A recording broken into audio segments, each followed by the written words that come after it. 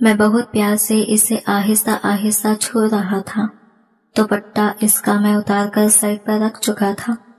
وہ ہلکی ہلکی آواز میں سسک رہی تھی، دیکھو تم گھبراؤ مت ثانیہ، کچھ بھی نہیں ہوگا، میں تمہیں کہہ رہا ہوں نا، میں بہت آرام سے اور بہت پیار سے سب کروں گا، تمہیں تھوڑا بھی درد نہیں ہوگا، اور اگر پھر بھی تمہیں تھوڑا سا بھی درد ہو تو تم مجھے بتا دینا، میں رک جاؤں گا اسی وقت۔ دیکھو میں تمہارے ساتھ زبردستی نہیں کرنا چاہتا، میں سب کچھ تمہاری رضامندی سے چاہتا ہوں۔ اس کی غربت، اس کی لرزتی پلکیں، کپ کپاتا بدن، ٹھنڈے پڑتے ہاتھ، اس کی سانسوں کی گرماہٹ مجھے ہوش سے بیگانہ کر رہی تھی۔ دیکھو کسی کو کچھ بھی پتا نہیں چلے گا، اور آئی پرامیس اگر تم بالکل ریلیکس ہو جاؤ تو تم بھی بہت انجوائے کرو گی۔ لیکن وہ ابھی بھی یہی کہے جا رہی تھی، مجھے گھر جانا ہے، پلیز مجھے جانے دیں۔ مجھے اب غصہ آنے لگا تھا۔ میں نے اسے کھینچ کر اپنے اور پاس کر لیا تھا۔ بیٹھک میں کوئی بستر تو موجود نہیں تھا، لیکن فرش پر قالین بچھا تھا۔ میں نے صوفے کی ایک گدی کھینچ کر فرش پر رکھ دی اور ثانیہ کا سر اس پر رکھ دیا۔ وہ اپنی آنکھیں سختی سے بھیگ چکی تھی۔ فرش پر وہ بالکل سیدھی لیٹی تھی اور اس کا انگ انگ مجھ پر واضح تھا۔ میں نے پہلے اپنے آپ کو لباس کے قید سے آزاد کیا اور پھر میں اپنے گھر کی بیٹھک میں بیٹھا آج کے ٹیوشن سیشن کی تیاری کر رہا تھا۔ محلے کے 3 بالغ اسٹوڈنٹس روزانہ شام کے وقت میرے پاس آیا کرتے تھے۔ چونکہ میں نے اپنی تعلیم مکمل کر لی تھی، اس لیے اپنے اخراجات پورے کرنے کے لیے میں انہیں پڑھایا کرتا تھا۔ ان کا وقت شام 5 بجے کا طے تھا، مگر میں عادتاً 15-20 منٹ پہلے ہی بیٹھک میں آ جاتا تھا تاکہ ماحول ترتیب دے سکوں اور نوٹس دوبارہ دیکھ لوں۔ بیٹھک ہمارے گھر کے اندرونی حصے میں ملحق تھی، لیکن اس کا دوسرا دروازہ گلی میں کھلتا تھا تاکہ اسٹوڈنٹس کو اندر آنا آسان رہے۔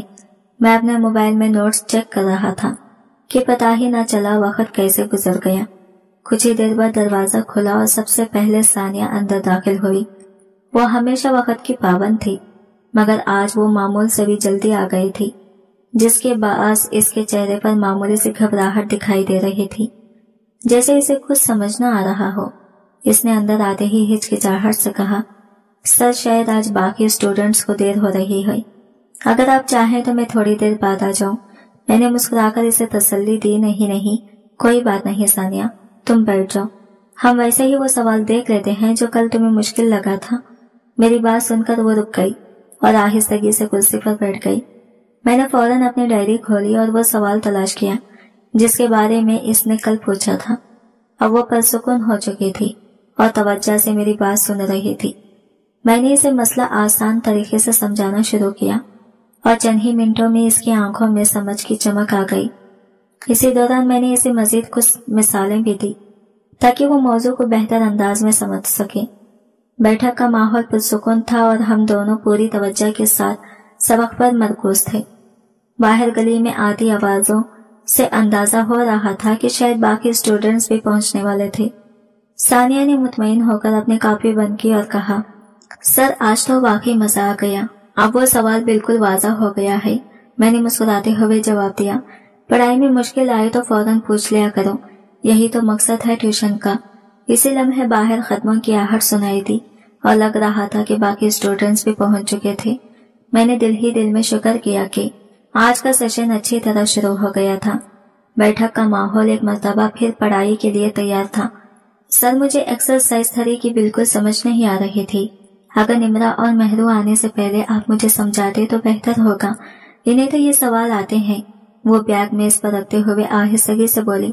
اس کی آواز میں ہلکی گھبراہٹ ضرور تھی، لیکن وہ اپنا مسئلہ واضح طور پر بیان کرنے کی کوشش کر رہی تھی۔ میں نے اسے حوصلہ دیتے ہوئے کہا، ہاں یہی تو میں بھی چاہتا ہوں، اگر تم ابھی سمجھ لو گی تو اگلے ہفتے جو ٹیسٹ ہے اس میں تم اچھا پرفارم کرو گی۔ پچھلے 2 ٹیسٹوں میں تمہارے نمبر کچھ کم آئے ہیں، اس لیے ہم دونوں کو آج تھوڑی سی اضافی محنت کرنا ہوگی۔ میں کرسی پر بیٹھ گیا اور اس کے سامنے والی کرسی کی طرف اشارہ کیا۔ وہ بھی اطمینان سے بیٹھ گئی۔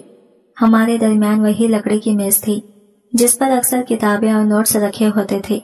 اس نے اپنا بیگ کھولا اور باری باری کتابیں نکالنے لگی۔ میں نے اپنی کاپیوں پر ایک نظر ڈالی کہ کہیں آج کے ٹاپک میں کوئی کمی نہ رہ جائے۔ सर यही वाली एक्सरसाइज है, ये मुझे समझ नहीं आ रही। अगर मैं इसे कर लूं तो टेस्ट बेहतर हो जाएगा। इसने किताब खोलकर कहा। मैंने इसके हाथ से किताब लेकर सफ़ा देखा और मुस्कुराकर कहा, अरे ये तो बहुत आसान है। मैं अभी तुम्हें 2 मिनट में इसका मुकम्मल तरीका समझाता हूँ। बस तुम रजिस्टर खोलो और जो बताऊं वो नोट करती जाना। वो फौरन रजिस्टर निकालने लगी। अब वो पहले की निस्बत ज्यादा पुरसुकून नजर आ रही थी, जैसे इसे यकीन हो गया हो कि मसला वाकई हल हो जाएगा। मैंने किताब में निशान लगाकर पूरा सवाल दोबारा पढ़ा और एक मिसाल अपनी तरफ से भी शामिल कर दी ताकि बात मजीद वाज़ा हो सके।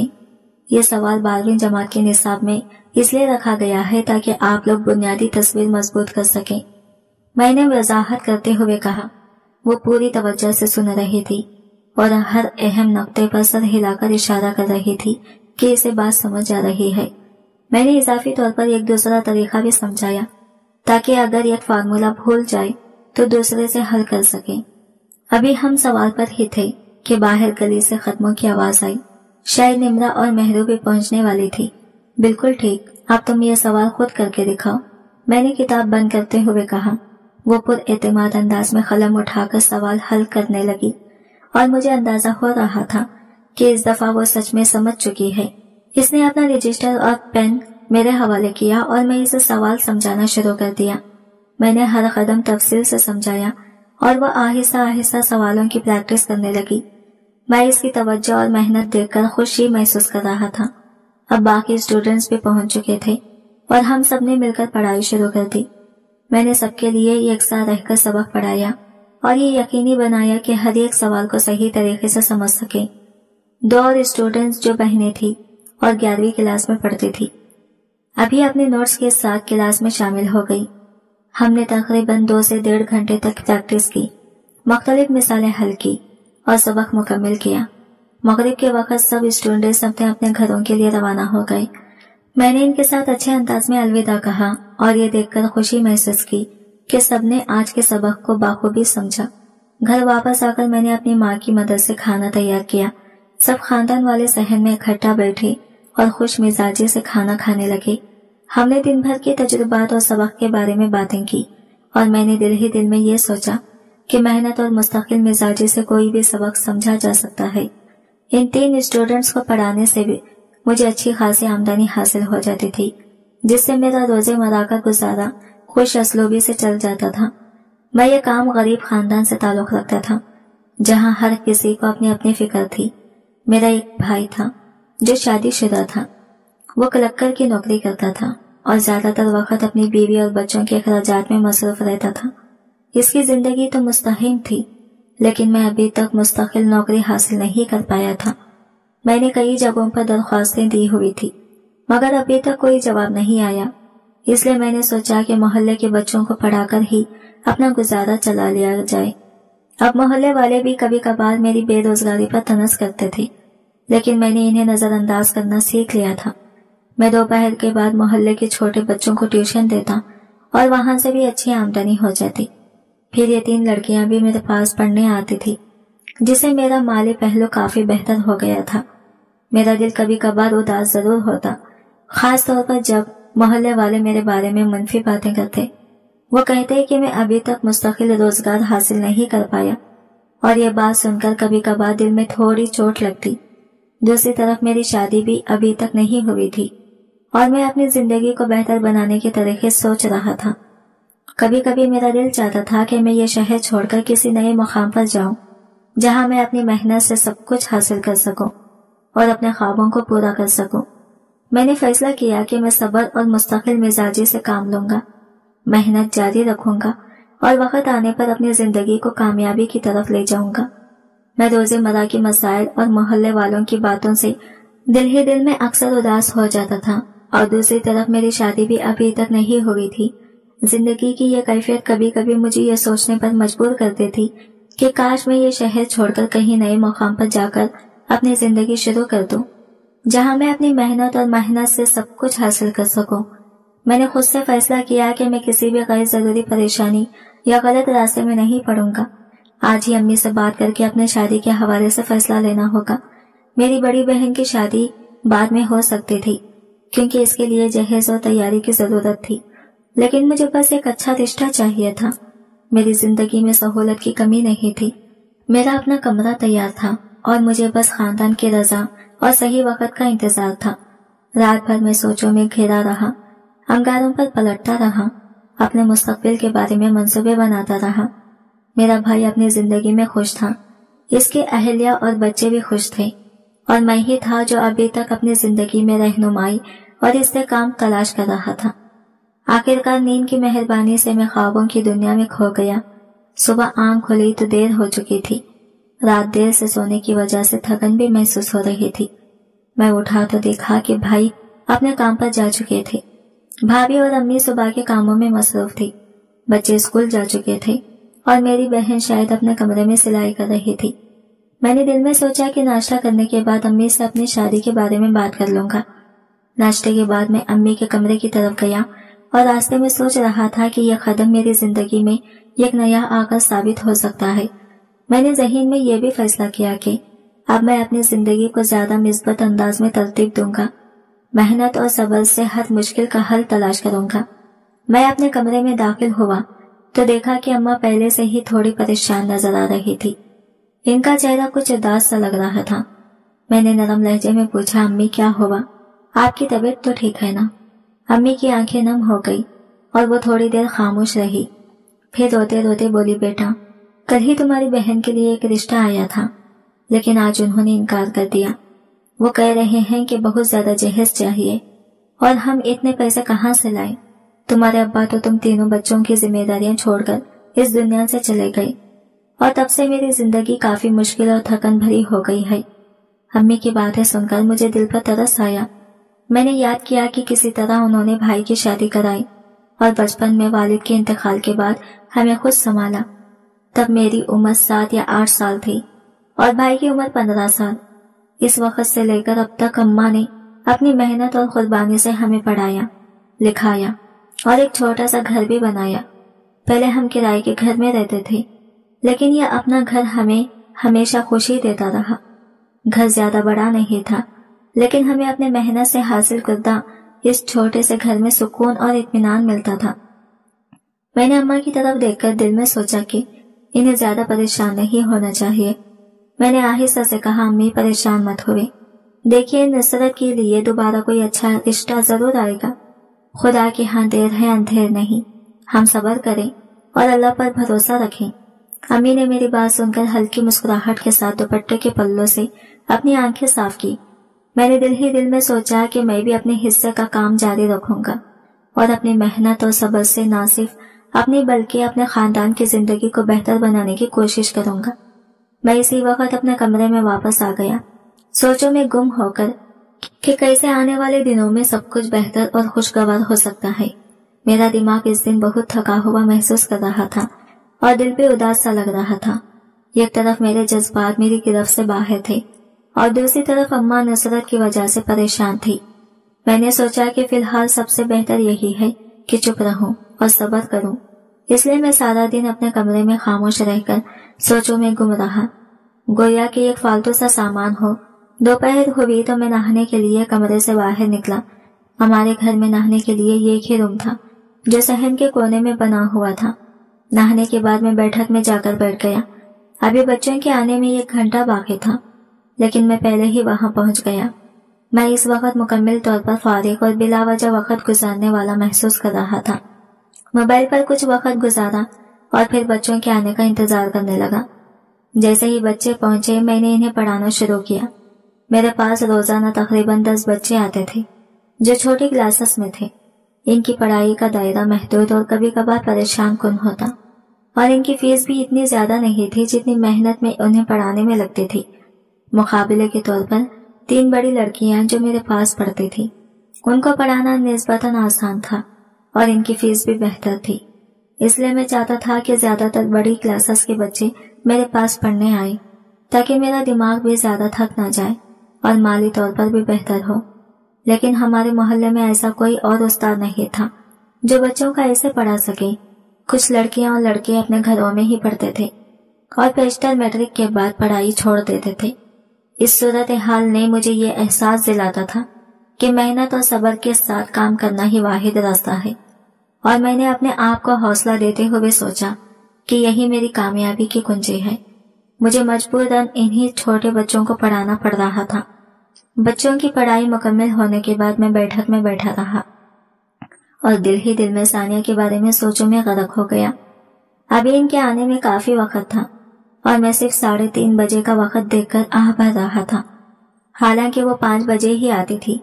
बैठक में मैंने कारपेट बिछा रखा था, 4-5 कुर्सियां रखी हुई थी और एक पलंग भी मौजूद था। मैं पलंग पर लेट गया और थोड़ी देर आराम करने लगा। बच्चों को पढ़ाने के बाद मेरा दिमाग अक्सर थकन और ज़हनी दबाव की वजह से बोझल हो जाता था। अचानक दरवाजे पर दस्तक हुई तो मैं हड़बड़ाकर उठ बैठा। घड़ी पर नजर डाली तो 5:15 बजे हो रहे थे। मैं फौरन दरवाजे की तरफ गया और खोला, मगर आज सानिया नहीं आई थी। इस वक्त वहां सिर्फ वो दोनों लड़कियां खड़ी थी। पहले भी सानिया अकेली ही आती थी और आज वक्त भी काफी बढ़ चुका था। मैं फौरन समझ गया कि शायद आज वो छुट्टी कर रही है। मैंने इन दोनों लड़कियों से सानिया के बारे में पूछा, मगर वो भी कहने लगी कि हमें कुछ मालूम नहीं। ये सुनकर मेरे दिल में थोड़ी बेचैनी और उदासी हुई। मैंने बड़ी बेदिली के साथ इन दोनों को पढ़ाया और जल्दी ही पढ़ाई मुकम्मल कर दी। वो कुछ और सवालात पूछना चाहती थी, लेकिन मैंने नरम लहजे में कहा कि आज मेरी तबीयत कुछ ठीक नहीं है, इसलिए अभी रुकना बेहतर है। वो बेचारी हिचकिचाते हुए चली गई। इस दिन मुझे शिद्दत से एहसास हुआ कि सानिया की गैर मौजूदगी मुझे कितनी याद आ रही है। मैं सोच रहा था कि जिंदगी में कोई चीज इस कदर दिल को भाती है कि एक लम्हे का इंतजार भी सब्र आजमा हो जाए। मैंने दिल में यह फैसला किया कि वक्त के साथ सब्र और मुस्तकिल मिजाजी से अपने काम जारी रखूंगा और हर एक लम्हे का मिस्बत अंदाज में फायदा उठाऊंगा। सानिया ने पूरे 2 से 2.5 माह बाद पहली बार छुट्टी ली थी और मैं इसकी याद में दिल ही दिल में थोड़ी थोड़ी आहें भरता रहा। मेरा दिल इतना बेचैन और उदास था कि खाने का भी दिल नहीं कर रहा था। मैंने बगैर खाए ही छत पर जाकर बैठने का फैसला किया। वहां हल्की हल्की हवा चल रही थी और ठंडी हवा मेरे अरमानों और जज्बात को मजीद ताजगी दे रही थी। मेरा दिल चाह रहा था कि मैं फौरन सानिया के घर पहुंच जाऊं और इसका दीदार कर लूं। मुझे इसके घर के बारे में अच्छी तरह इल्म था, क्योंकि वह हमारे मोहल्ले के साथ वाले मोहल्ले से आती थी। मैं इसके वालिद और भाइयों को भी जानता था और हमारी मोहल्ले की हुदूद तकरीबन मिलती जुलती थी। बस 2-3 गलियां अलग थी। एक लिए फासला महसूस होता था, वरना हम हकीकतन एक ही इलाके की रिहायशी थे। अगले दिन भी यूं ही गुजर गया और सानिया न आई। इस दिन मुझे वाकई ऐसा महसूस हुआ जैसे दिल कुछ टूट गया हो। इन लड़कियों ने मुझे बताया कि इसकी तबीयत ठीक नहीं है। ये सुनकर दिल में अजीब सा एहसास हुआ, लेकिन मैं कुछ भी नहीं कर सकता था सिवाय इसके लिए दुआ करने के। अगले दिन जब वो आखिरकार आई तो मेरी खुशी की इंतहा न रही। वो थोड़ी कमजोर लग रही थी और मैंने फौरन इसकी तबीयत के बारे में पूछा। वो बोली, मेरा बुखार बहुत ज्यादा था, लेकिन टेस्ट शुरू होने वाले हैं, इसलिए मैं पढ़ाई के लिए आ गई। सानिया की पढ़ाई के लिए लगन और मोहब्बत देखकर मुझे हैरत हुई। वह हर सवाल को बड़ी दिलचस्पी और ध्यान से समझने की कोशिश कर रही थी। आज वो बड़ी लड़कियों की मौजूदगी के सबब हम दोनों मुकम्मल तवज्जो से नहीं देख पा रहे थे, और इनमें से एक लड़की थोड़ी चालाक और ज़ेरक भी थी, जो हर बात का नोट्स ले रही थी। मैंने दिल में सोचा कि सानिया की लगन और सब्र की मिसाल वाकई काबिल तकलीद है। मैंने खुद से वादा किया कि मैं भी अपनी जिंदगी के हर काम में इसी तरह मेहनत और दिलचस्पी लाऊंगा, चाहे हालात कितने भी मुश्किल क्यों न हो। वो अक्सर मेरी हर हरकत पर नजर रखती थी और शायद इसे कभी कभार मेरा रवैया अजीब लगता था। मैं जानबूझकर कभी कभार थोड़ा सख्त लहजा इख्तियार कर लेता ताकि वो मेरे दिल की बात फौरन ना समझ सके और अपने जज्बात को काबू में रख सके।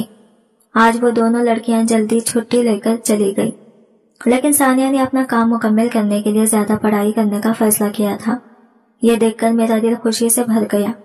मैं भी चाहता था कि वो दोनों लड़कियां हमें अकेला छोड़ें ताकि हम ज्यादा तवज्जो से पढ़ाई कर सकें। 1 घंटे के अंदर दोनों बड़ी लड़कियां फारिग हो गईं और अब सिर्फ सानिया और मैं ही रह गए थे। मैंने बड़े प्यार और सब्र के साथ इसे पढ़ाया और साथ ही इसे नसीहत की कि वो छुट्टियां ज्यादा न करें ताकि पेपर की तैयारी में खलल न आए। वो मेरी बात गौर से सुन रही थी और सर हिलाकर समझाने का इशारा दे रही थी। सानिया कुर्सी पर बैठकर आराम से मुतालिया कर रही थी और मैं बैठक में आहिस्ता आहिस्ता चल रहा था। تاکہ اسے آرام دہ ماحول مل سکے۔ اس کی لگن اور محنت دیکھ کر مجھے خوشی ہوئی۔ وہ واقعی ایک ذہین اور محنتی لڑکی تھی جو اپنے کام اور تعلیم کے بارے میں سنجیدہ تھی۔ میں نے دل ہی دل میں سوچا کہ ایک استاد کے طور پر مجھے بھی اسے صحیح رہنمائی دینی چاہیے تاکہ وہ اپنے پیپرز میں کامیاب ہو اور ہر چیلنج کا سامنا بخوبی کر سکے۔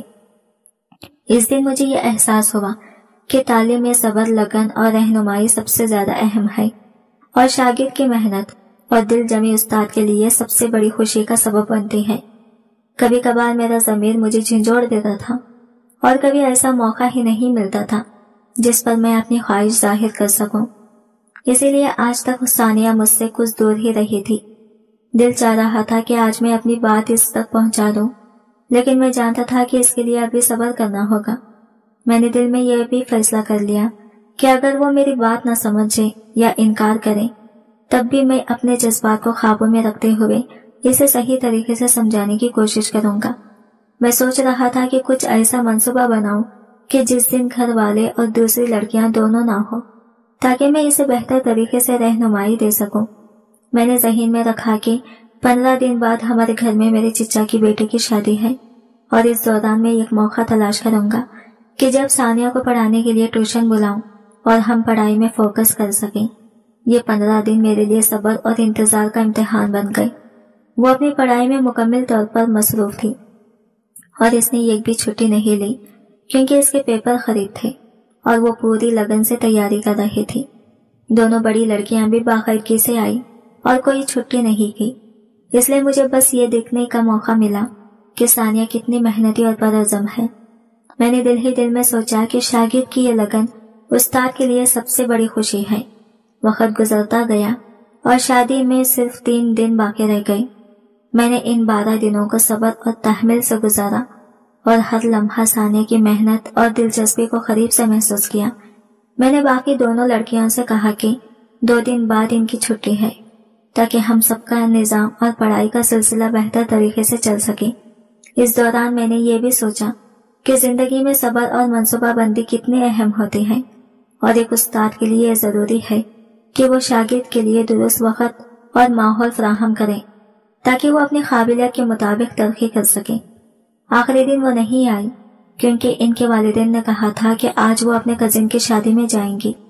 میں نے اس بات کو ذہن میں رکھتے ہوئے ایک ٹھوس منصوبہ بنایا اور اب اس پر عمل کرنے کا وقت آ گیا تھا۔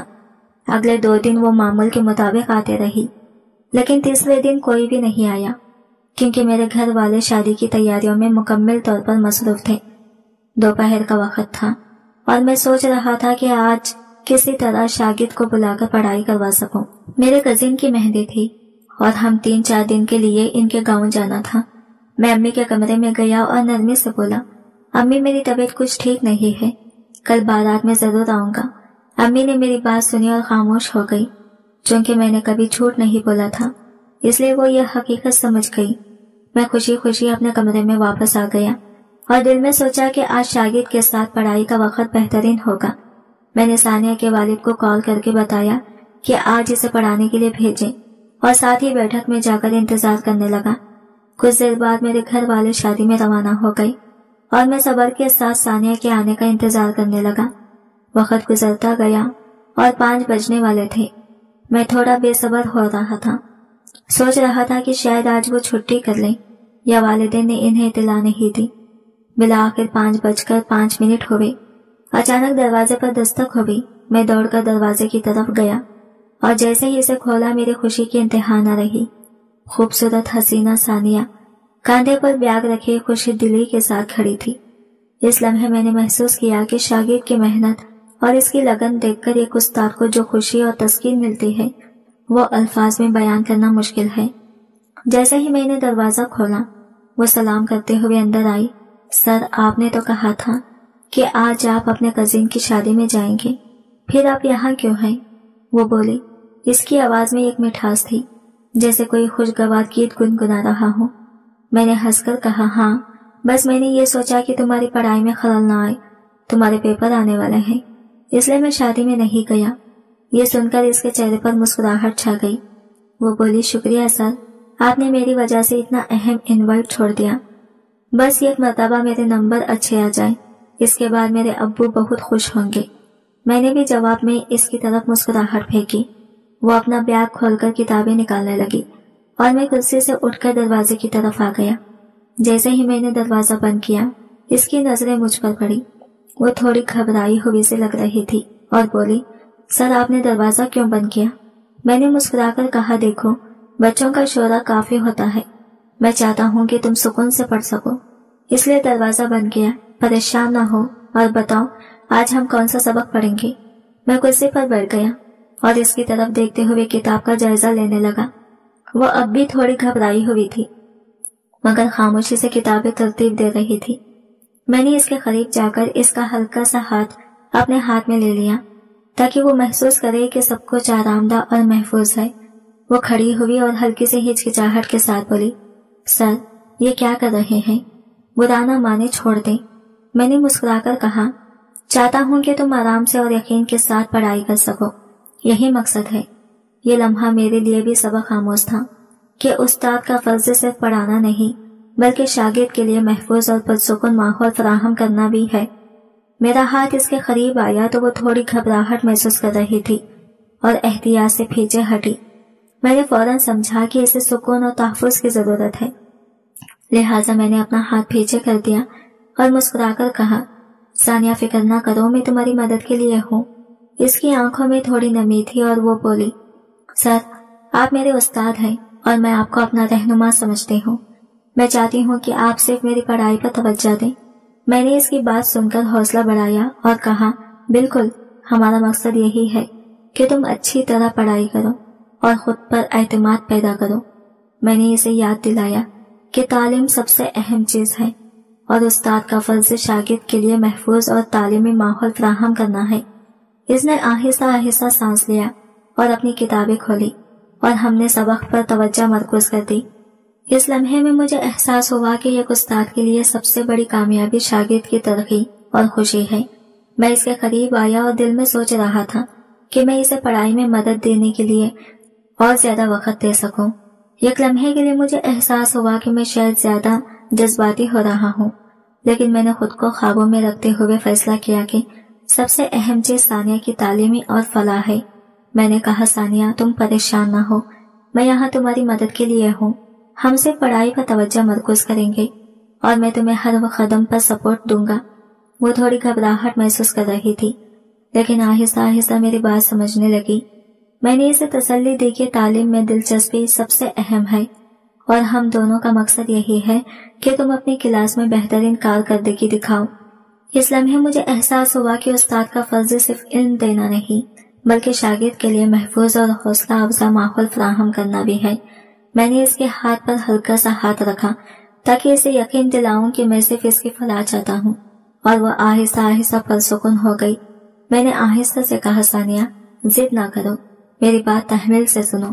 مگر جیسے ہی میں یہ قدم اس کی طرف بڑھا وہ فوراً پیچھے ہو گئی اور کانپتی آواز میں بولی، سر پلیز مجھے جانے دیں، مجھے گھر جانا ہے۔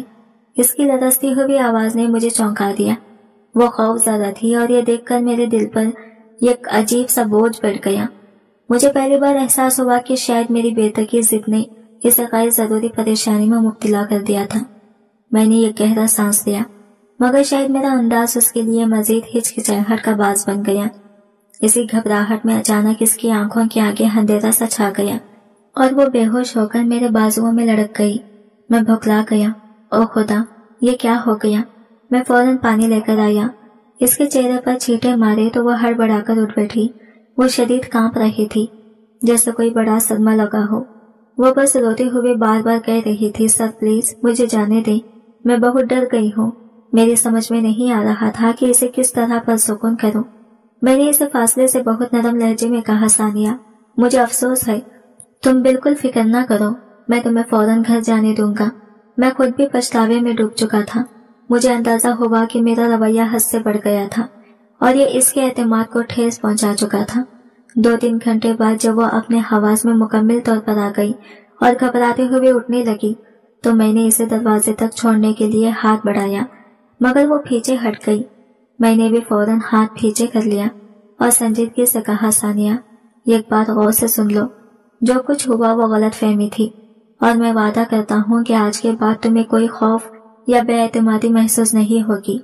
تمہاری عزت میرے لیے سب سے اہم ہے، تم بالکل بے فکر رہو، اب کچھ بھی ایسا نہیں ہوگا۔ وہ روتی ہوئی باہر نکل گئی اور میں دروازے کے پاس کھڑا کافی دیر سوچتا رہا۔ مجھے پہلی بار شدت سے احساس ہوا کہ اعتماد کھونے میں ایک لمحہ لگتا ہے اور اسے واپس پانے کے لیے شاید پوری زندگی بھی کم پڑ جائے۔ میں کمرے میں واپس آیا تو اندر خاموشی گونج رہی تھی اور میرے دل میں عجیب سا خالی پن اتر چکا تھا۔ میں نے اسے سخت لہجے میں کہا، ثانیہ، کسی غلط فہمی کی وجہ سے اگر بات باہر گئی تو پوری کہانی الٹ جائے گی، اس لیے بہتر ہے کہ تم کسی کو کچھ نہ بتاؤ۔ حقیقت یہ تھی کہ میں نے نہ کوئی ویڈیو بنائی تھی نہ ہی کوئی ثبوت رکھا تھا، میں تو بس اپنے خوف میں اسے ڈرانے کی کوشش کر رہا تھا، جیسے ایک کمزور انسان غلط فیصلے کے دباؤ میں کرتا ہے۔ وہ روتے ہوئے بولی، میں کچھ نہیں کہوں گی، بس مجھے جانے دیں۔ اس کی لرزتی ہوئی آواز میرے دل پر چابک بن کر پڑی۔ میں نے ہاتھ ہٹایا تو وہ فوراً دروازے کی طرف بھاگی، جیسے ہوا کا تیز جھونکا گزر گیا ہو۔ اس کے قدموں کی آواز گلی میں گم ہو گئی، مگر اس کے بعد جو خاموشی چھا گئی تھی وہ میرے اندر گونجنے لگی۔ یہاں اس نے دروازہ بند کیا، لیکن ایسا لگا جیسے پورا گھر مجھ پر بند ہو گیا ہو۔ ڈر میرے اندر آہستہ آہستہ پھیلنے لگا۔ مجھے محسوس ہوا کہ اگر اس نے کسی کو کچھ بتا دیا تو میں کہیں کا نہیں رہوں گا۔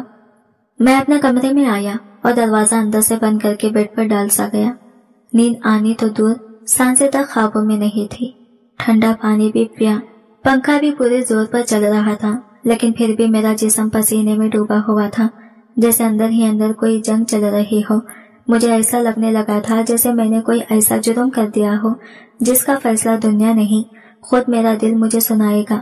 میرا ضمیر پہلی بار اتنی زور سے چیخ رہا تھا کہ میں چاہ کر بھی اسے خاموش نہیں کر پا رہا تھا۔ مجھے احساس ہو گیا تھا کہ میں نے جو کیا وہ بالکل ٹھیک نہیں کیا، اور اس احساس نے میرے پورے وجود کو جیسے ساکت کر دیا تھا۔ اس لمحے مجھے پہلی بار خیال آیا کہ شاید سزائیں ہمیشہ دنیا نہیں دیتی، کبھی کبھی انسان خود ہی اپنی غلطیوں کی سزا بن جاتا ہے۔ لیکن اب میرے ہاتھ میں کچھ نہیں بچا تھا، میں صرف یہی دعا کر سکتا تھا کہ وہ کسی سے کچھ نہ کہیں، کیونکہ اگر بات باہر گئی تو شاید میرا سب کچھ ختم ہو جائے۔ شام تک بھوک نے مجھے مجبور کیا کہ میں کچن میں جاؤں، لیکن پیٹ سے زیادہ میرا دماغ خالی ہو رہا تھا۔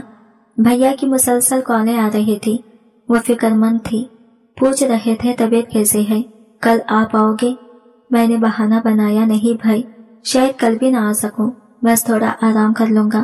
وہ گھر آنے پر بضد تھے، مگر میں نے جلدی سے منع کر کے فون رکھ دیا۔ میں کسی کو اپنے قریب بھی نہیں دیکھنا چاہتا تھا۔ کچن میں آ کر میں نے چاول چولہے پر رکھے، مگر ہاتھ کانپ رہے تھے، جیسے کھانا نہیں کوئی بوجھ اٹھا رہا ہوں۔ میرے ذہن میں ایک ہی بات چکر کاٹ رہی تھی، میں نے دھمکی کیوں دی؟ میں نے ایسا کہا ہی کیوں؟ اگر میں نے کوئی حقیقتاً ثبوت بنایا ہوتا تو کم از کم مجھے اب یہ خوف نہ ہوتا کہ وہ کسی کو کچھ بتا دے گی۔ میرے اندر عجیب سا خلا پھیل رہا تھا۔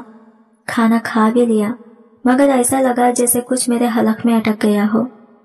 میں کمرے میں واپس آیا اور دیوار سے لگا بیٹھ گیا۔ ساری رات میں انگاروں میں لوٹتا رہا، نیند کا تصور تک نہ تھا۔ آنکھیں بند کرتا تو اس کا خوف زیادہ چہرہ نظر آتا، آنکھیں کھولتا تو اپنا جرم۔ صبح ہوئی مگر میرا وجود رات ہی میں کہیں رہ گیا تھا۔ میرے جسم میں ہلکی کپ کپی تھی، دل ڈوب رہا تھا اور میں ایک ہی فکر میں جکڑا ہوا تھا، کیا آج وہ ٹیوشن آئے گی یا سب ختم ہو چکا ہے؟ میں نے تو اسے سخت لہجے میں کہہ دیا تھا کہ اگر اس نے چھٹی کی یا کسی کو کچھ بتایا تو فائدہ اس کا نہیں ہوگا، لیکن اب مجھے خود اپنے ہی الفاظ کا خوف کھانے لگا تھا۔ میں نے صبح کا ناشتہ تک نہیں کیا، آئینے میں دیکھا تو خود کو بیماروں سے بھی زیادہ بیمار پایا۔ ایسا لگ رہا تھا کہ ابھی دروازہ کھلے گا اور پولیس مجھے پکڑ لے جائے گی۔ میرا دل بار بار چیخ کر کہہ رہا تھا، جو ہوا غلط ہوا، ایک بھاری غلطی جس کا بوجھ اب جان نہیں چھوڑے گا۔ اور پہلی بار میں اندر سے ٹوٹ کر اللہ سے معافی مانگ رہا تھا۔ میں نے دل ہی دل میں وعدہ کیا کہ دوبارہ کبھی ایسا نہیں کروں گا، مگر اس وقت یہ سوچ بھی نہیں سکتا تھا کہ شاید میں پھر سے اسے بہکاؤ میں آ جاؤں گا۔ شام کے 5 بجے ثانیہ گھر پہنچی۔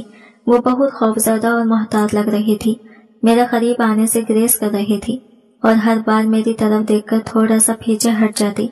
اس کا یہ خوف دیکھ کر میرے اندر کے جذبات پھر سے ابھر آئے۔ لیکن میں نے خود پر قابو پایا اور اسے چھو تک نہیں، بس دور ہی بیٹھا رہا اور اس کی موجودگی کو خاموشی سے محسوس کیا۔ آج بھی وہ دونوں لڑکیاں نہیں آئی اور انہیں یہ بھی نہیں معلوم کہ میں گھر پر ہی ہوں۔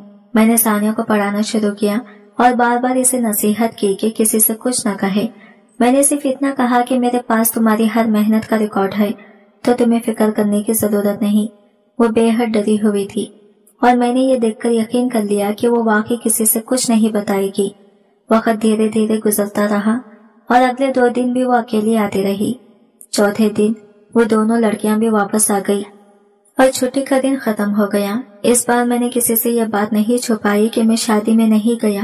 میرے گھر والے بھی واپس آ چکے تھے اور سب حیران تھے کہ میں شادی میں کیوں نہیں گیا۔ میں نے بس مسکراتے ہوئے کہا، میرا دل ہی نہیں چاہا شادی میں جانے کا، اس لیے میں نہیں آیا۔ میرے جسم اور طبیعت تو 1 دن کے اندر ہی معمول پر آ گئی تھی، لیکن میرے جذبات اب بھی بار بار ابھر رہے تھے۔ ہر روز جب وہ آتی، میں اسے دیکھ کر اپنے اندر کے احساسات کو سنبھالنے کی کوشش کرتا، لیکن موقع ابھی تک نہیں ملا کہ میں اپنے ارادے پر عمل کر پاؤں۔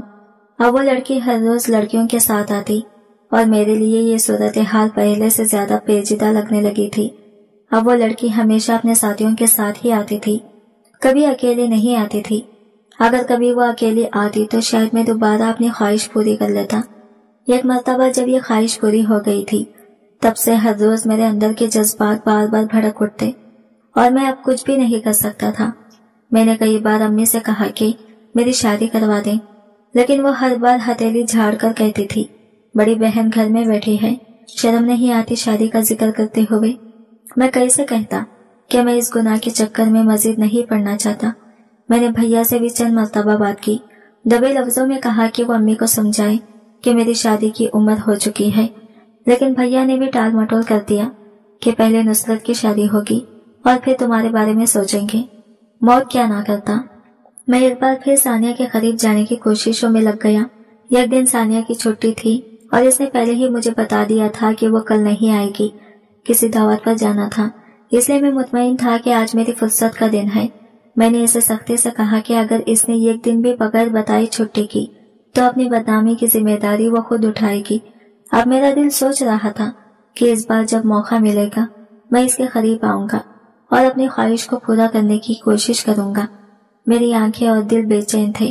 ہر لمحہ میں یہ سوچ رہا تھا کہ کب یہ دن آئے گا اور کب میں اپنے ارادے کے مطابق قدم اٹھا سکوں گا۔ میں سوچ رہا تھا کہ اگر کل ثانیہ اکیلی آئے گی تو میں اس سے آرام سے بات کر سکوں گا۔ آج وہ نہیں آئی تھی اور میں نے باقی لڑکیوں سے کہہ دیا تھا کہ میری طبیعت کچھ ٹھیک نہیں، اس لیے کل وہ چھٹی کر لیں۔ دل میں بس ایک ہی خواہش تھی کہ کل میں ثانیہ سے کھل کر بات کر سکوں۔ گھر والے بھی اپنے کاموں میں مصروف تھے، اس لیے میں نے سوچ رکھا تھا کہ کل کا وقت نسبتاً پرسکون ہوگا۔ اگلے دن جب ثانیہ آئی اور دیکھا کہ باقی لڑکیاں نہیں ہیں تو وہ ایک دم چونک گئی۔ شاید اسے ایسا لگا کہ کچھ بات غلط ہے۔ وہ دروازے سے ہی پلٹنے لگی، مگر میں نے فوراً اسے روک کر کہا، رکو ثانیہ، پہلے میری بات سن لو، میں تم سے یہ غلط فہمی دور کرنا چاہتا ہوں۔ وہ پھر بھی گھبراہٹ میں بولی، سر پلیز، میں اکیلی نہیں رک سکتی، مجھے اچھا نہیں لگ رہا۔ اس کی کانپتی آواز سن کر مجھے اپنے لہجے پر کنٹرول کرنا پڑا۔ میں جانتا تھا کہ پہلے جو کچھ ہوا اس نے اسے بہت ڈرا دیا تھا، لیکن اس بار میرا ارادہ صاف تھا، میں اس سے صرف بات کرنا چاہتا تھا۔ میں نے گہرا سانس لیا، کرسی سے ہٹ کر اس سے مناسب فاصلے پر کھڑا ہو گیا اور نرم آواز میں کہا، ثانیہ، میں تمہیں یقین دلانا چاہتا ہوں کہ میں نہ تمہیں روک رہا ہوں نہ ہی تم پر کوئی دباؤ ڈالنا چاہتا ہوں۔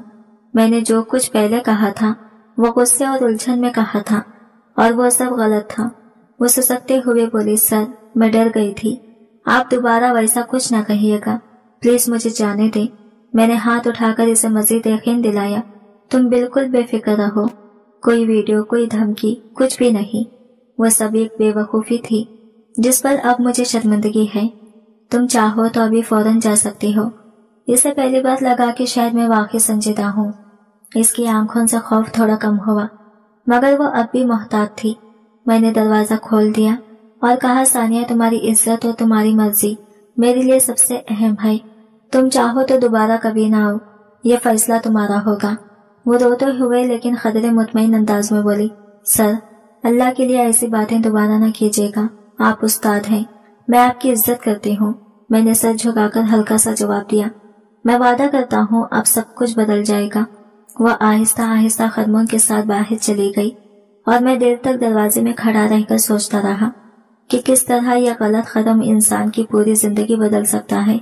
اندر ایک عجیب سی ندامت اور خاموشی بھر گئی تھی، جیسے میرا اپنا ضمیر مجھے جھنجھوڑ رہا ہو۔ جب وہ روتی ہوئی بولی تو میرے چہرے پر ایک ہلکی سی مسکراہٹ آ گئی۔ اس کی معصومیت اور جذبات دیکھ کر مجھے احساس ہوا کہ کبھی کبھی ہماری غلط فہمیاں بہت بڑے اثرات ڈال سکتی ہے۔ آج بھی ہم نے اپنے مسئلے کو بات چیت کے ذریعے سلجھا لیا اور وہ آخر کار گھر چلی گئی۔ میں نے اپنے موبائل کو ایک محفوظ جگہ پر رکھ دیا تاکہ اہم نوٹ اور ٹیوشن کے اسباق محفوظ رہیں۔ وقت گزرتا رہا اور میں اپنے جذبات کو قابو میں رکھنے کی کوشش کر رہا تھا۔ وہ ہر روز ٹیوشن کے لیے آتی تھی اور اب اس کی کلاس کے صرف 2 ماہ باقی رہ گئے تھے۔ آج جب وہ آئی تو اس کی آنکھوں میں آنسو تھے۔ میں نے تعجب سے اس کی طرف دیکھا مگر اس نے نظریں جھکا لی۔ میں فوراً سمجھ گیا کہ وہ کچھ کہنا چاہتی تھی، لیکن دوسری لڑکیوں کی موجودگی میں بات کرنا ممکن نہیں تھا۔ میں نے سوچا کہ بہتر ہوگا کہ ہم پرائیویٹ میں بیٹھ کر گفتگو کریں تاکہ بلا خوف اپنے جذبات کا اظہار کر سکے۔ میں نے دل میں فیصلہ کیا کہ آج میں اس کی بات دھیان سے سنوں گا اور ہر طرح کی مدد کرنے کی کوشش کروں گا، چاہے وہ کچھ بھی کہے۔ میرا مقصد یہ تھا کہ ہم ایک دوسرے کی فکر اور احترام کو سمجھیں اور مسائل کو مثبت طریقے سے حل کریں۔ جب سب نے پڑھ لیا اور تینوں لڑکیاں ایک ساتھ جانے لگی تو میں نے ثانیہ کو روک کر کہا کہ مجھے اسے کیمسٹری کا ایک اہم چیپٹر سمجھانا ہے۔ میں نے اسے بتایا کہ کل میرے پاس زیادہ وقت نہیں ہوگا، اس لیے بہتر ہے کہ آج ہی وہ رک کر پڑھ لے۔ میری بات سن کر وہ رکنے میں جھجک رہی تھی، جیسے کسی انجانے خوف نے اسے گھیر رکھا ہو۔ وہ ٹہر تو گئی مگر اس کی آنکھوں میں بے چینی صاف دیکھی جا سکتی تھی۔ ان 2 لڑکیوں کے چلے جانے کے بعد ماحول مزید خاموش ہو گیا۔ میں نے محسوس کیا کہ وہ کسی بات کو دل میں دبا رہی ہے۔ ثانیہ، مجھے لگتا ہے تم کچھ کہنا چاہتی ہو، میں نے نرمی سے پوچھا، مگر دل کے اندر ڈر سا بیٹھ گیا۔ مجھے ایسا لگا جیسے شاید کوئی بڑی بات ہونے والی ہے۔ میری بات سنتے ہی وہ اچانک رو پڑی۔ میں ابھی بھی کچھ سمجھ نہیں سکا کہ معاملہ کیا ہے، مگر اس کی حالت دیکھ کر فوراً دونوں دروازہ بند کیے تاکہ کوئی مداخلت نہ ہو۔ گھر والا دروازہ تو ویسے بھی بند رہتا تھا، لیکن میں نے گلی والا دروازہ بھی بند کر دیا تاکہ وہ اپنی بات اطمینان سے بتا سکے۔ ثانیہ پلیز تم رو مت، جو بھی بات ہے مجھے بتاؤ، شاید میں تمہاری کوئی مدد کر سکوں۔ میری بات پر وہ غصے سے میری طرف دیکھنے لگی، جیسے اس کے دل میں کئی دنوں سے جمع بھڑاس اب پھٹنے والی ہو۔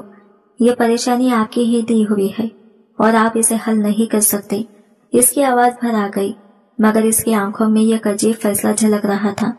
میں اب جینے کے قابل نہیں رہی، میں خود کو ختم کر دوں گی۔ یہ جملہ سن کر میرے دل جیسے سینے میں دھڑکنا بھول گیا۔ میں سکتے میں آ گیا۔ آخر وہ کیا کہنا چاہتی تھی؟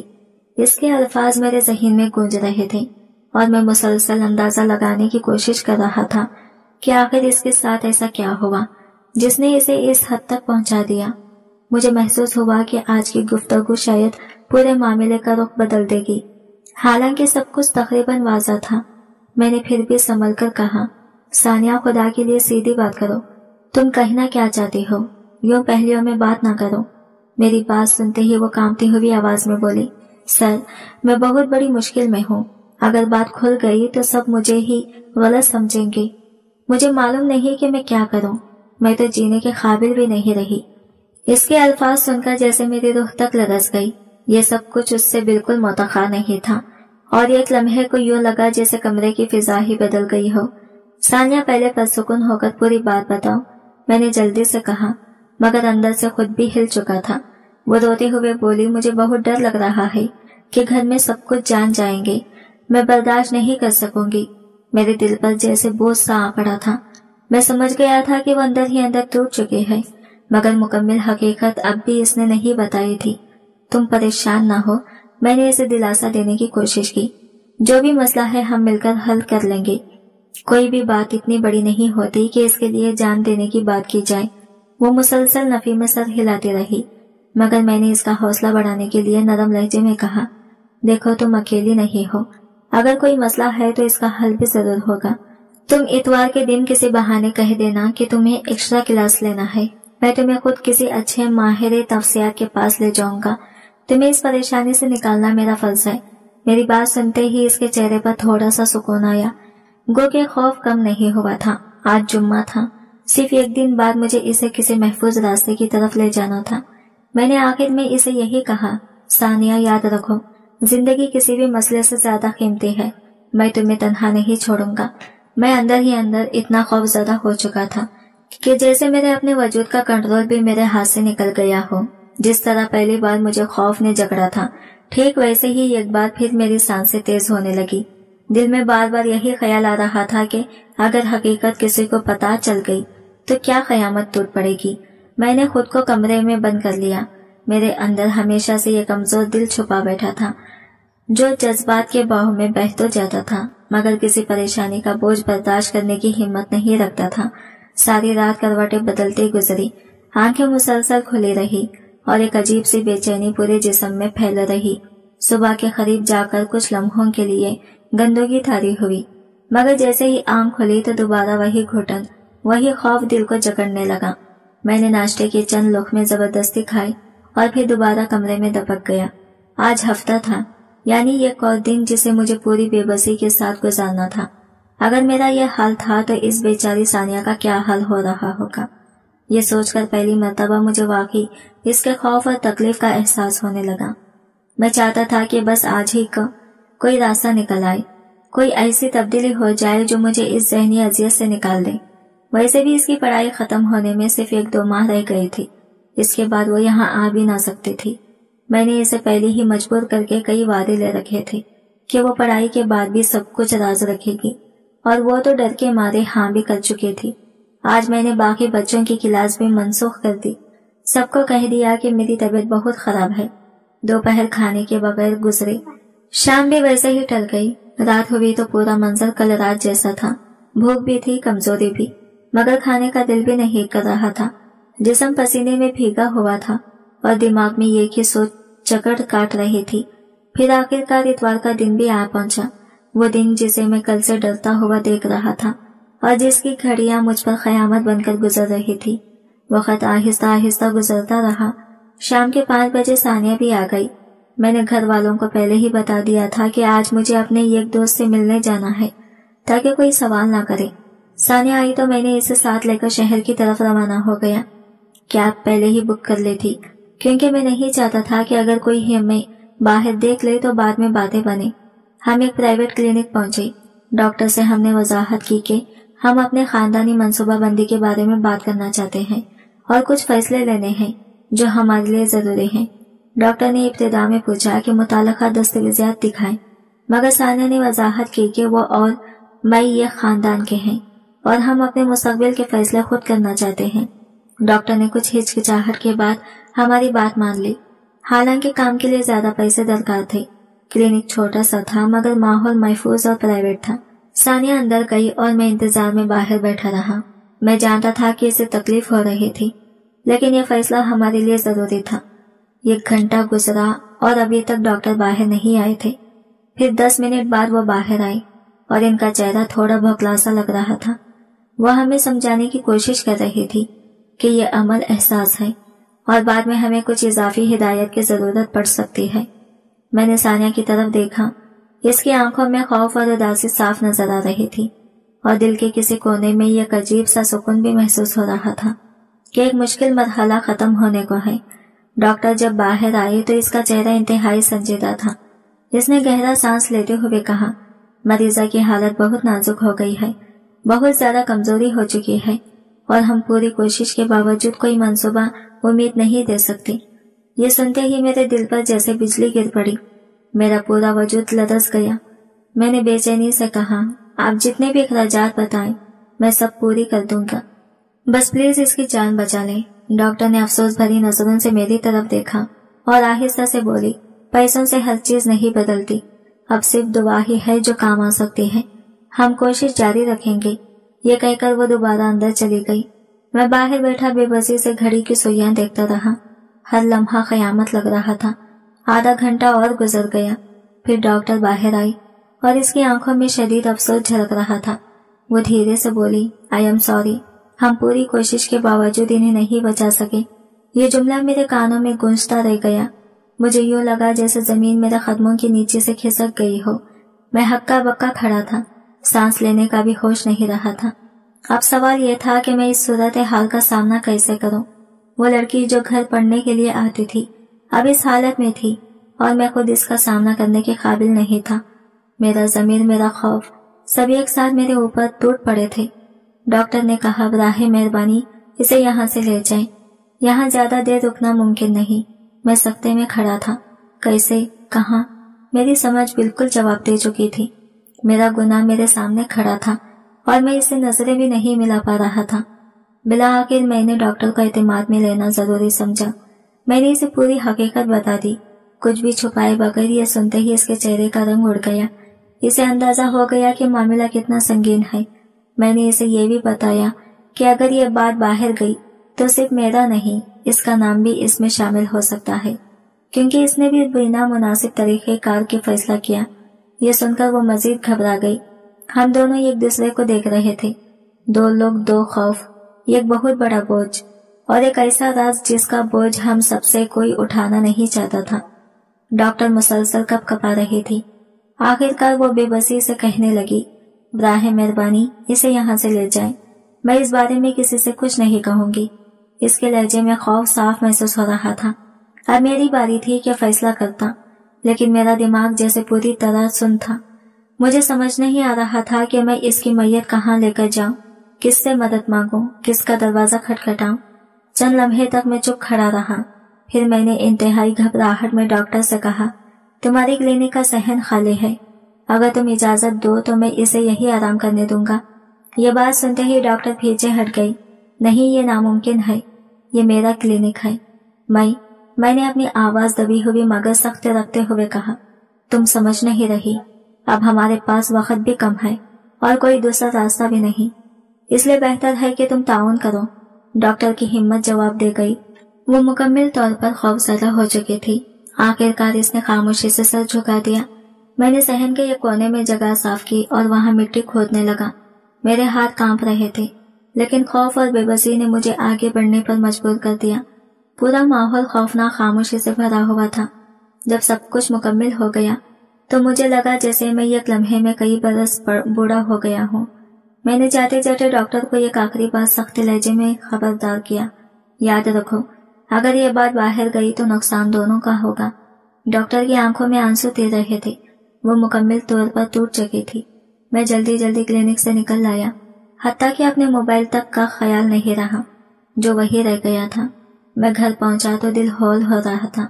2 घंटे भी ना गुजरे थे कि बाहर जोर जोर से दरवाजा बजने लगा। मैंने झांक कर देखा, पुलिस और डॉक्टर भी इनके साथ खड़ी थी। मेरे अंदर से आवाज निकली, ये क्या हो गया?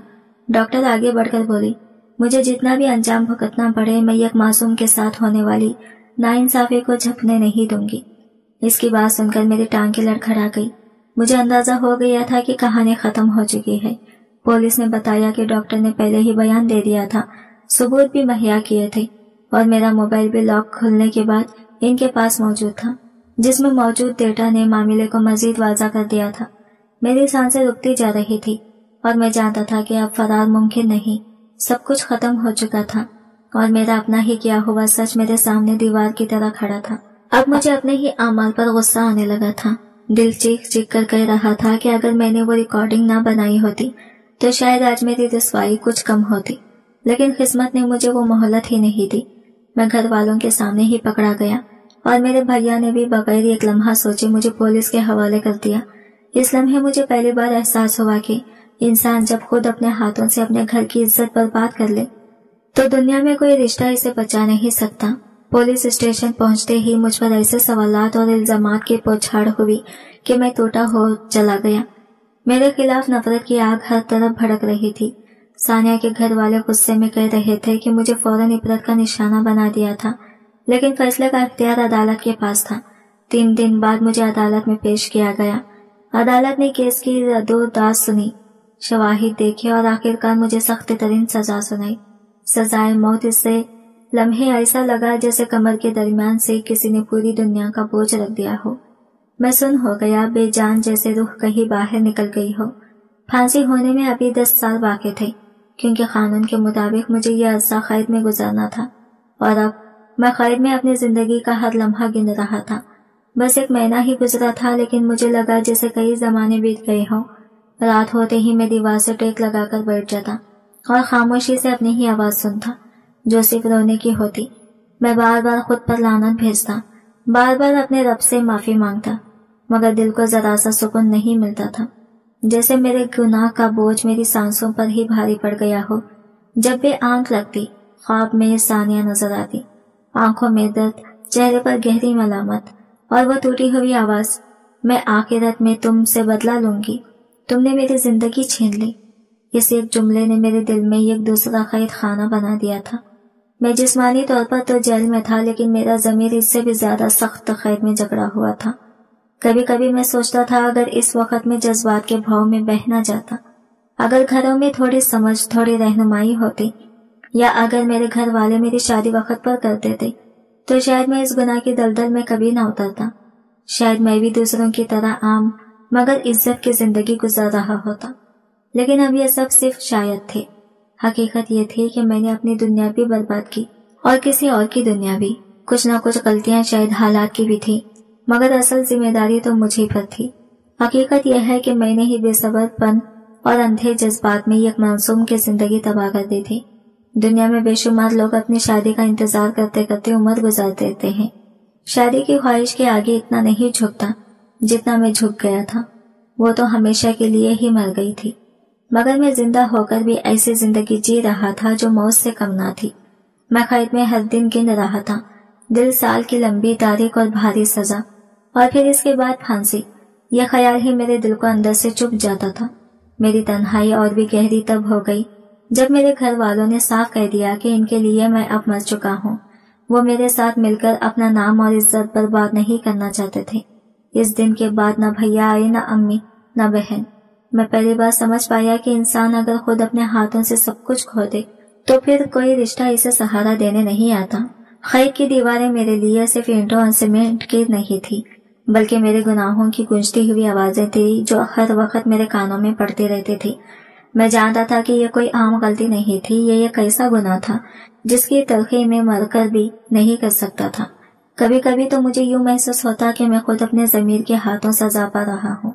دنیا کی عدالت نے تو 10 سال بعد کی پھانسی سنائی تھی، مگر ضمیر کی عدالت مجھے ہر لمحہ اندر سے مار رہی تھی، اور یہ سزا شاید میری آخری سانس تک ساتھ رہنے والی تھی۔